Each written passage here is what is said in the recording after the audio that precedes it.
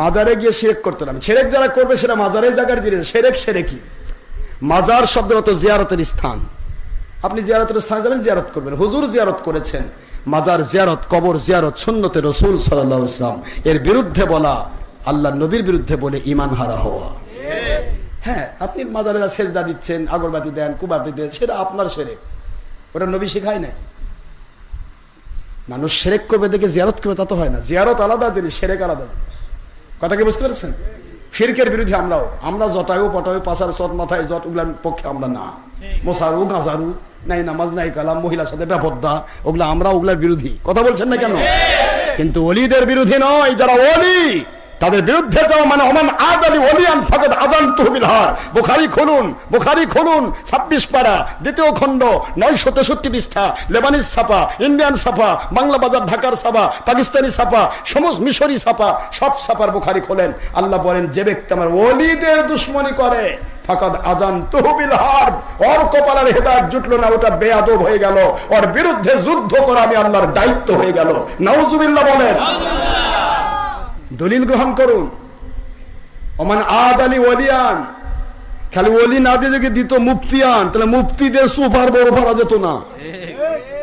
Oman আদালি মুফতিয়ান, Oman আদালি মুফাসসিরান, মুহাদ্দিসান, তাহলে super বড়। এই দেখ আমার কত দাম।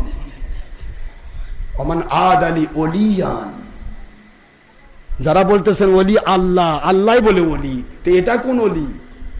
যে আমার ওলির দুশমনী করে। কে? আল্লাহ না আল্লাহর বন্ধু? আল্লাহ কয় যে আমার ওলির দুশমনী করে, আমি আল্লাহ তার বিরুদ্ধে যুদ্ধ ঘোষণা করি। তার জীবনের কোটি কোটি টাকা মালিক হতে পারে, তার বরকত তুলে নিব।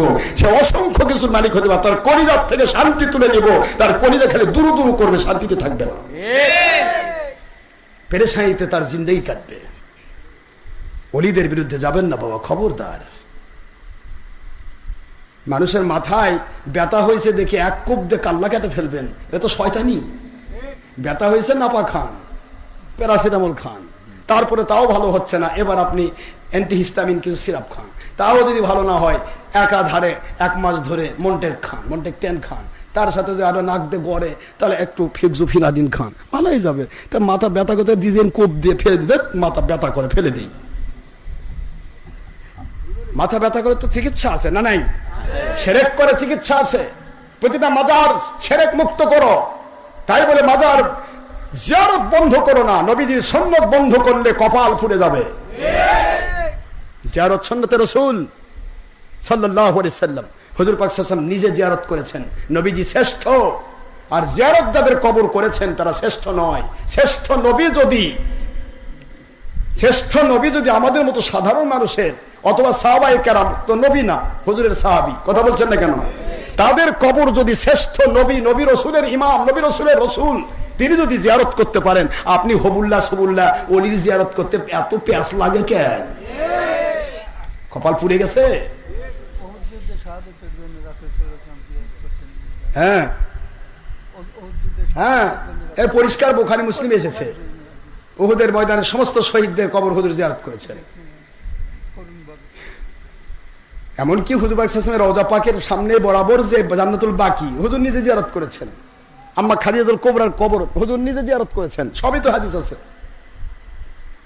এই জিয়ারত থেকে নিয়েই জিয়ারত করে স্থান, তার নাম হলো জরফে মাকান, এর নাম হলো মাজার। কথা কি বুঝতে পেরেছেন?